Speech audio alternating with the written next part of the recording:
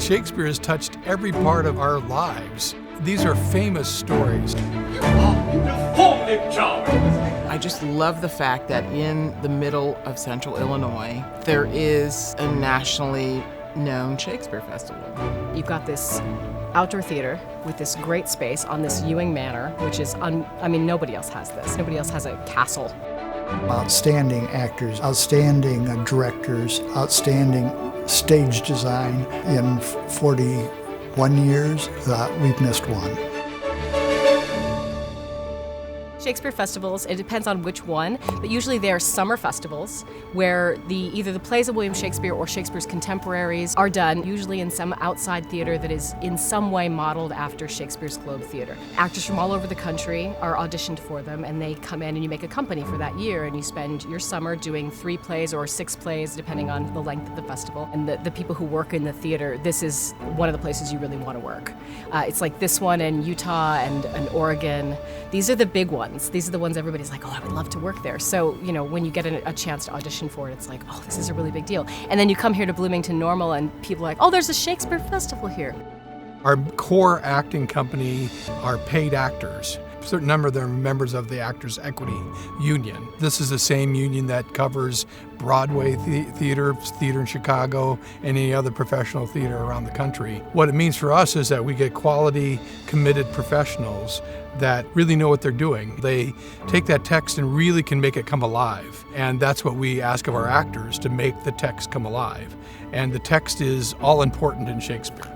There is a certain standard of quality, I think, across the board, because those of us who've chosen to do this and have been privileged enough to be actors and directors are 100% committed to it. There are interns, and also there are sometimes community members who work here, which I also think is quite egalitarian. You don't have to be a trained professional always, and because of that, I think most of the shows have a really good impact.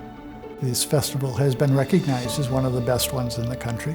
It's family friendly, which is something else that is important, because Shakespeare is really for everybody. It's really very accessible theater. The stories are timeless. He was just had the ability to write in scripts that are as relevant today as they were at the time. During his time period, theater was for the people in the largest sense of the word. That's the feeling or the ethos here, is that it still is.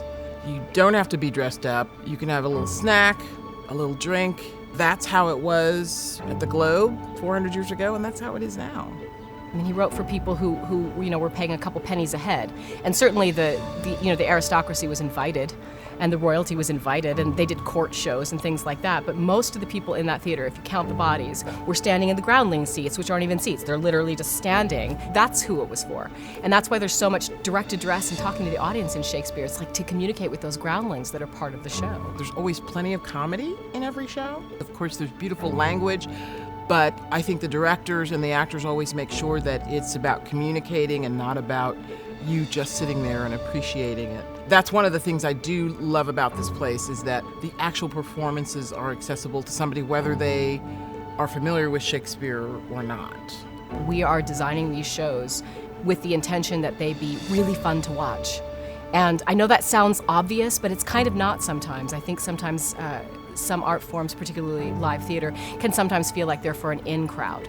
They're for a particular kind of audience. And I think that these plays particularly are made for a very wide audience. The physical space is just so welcoming. The grounds of Ewing are really lovely without being pretentious. You don't feel like you can't touch anything. It's a beautiful place to picnic. A lot of people picnic before the shows. Everything is family friendly. There's a green show before the shows. When you're sitting inside the theater and you're inside this circle, not unlike the wooden O that Shakespeare talks about, the sky has sort of an extra added richness to it. I think it's the idea of being in a theater, in an outdoor theater, where this sort of what we hope is theatrical magic is taking place. The grounds and the space are not comparable to anything else I've seen. And I've been to the festivals in New York and California and other places.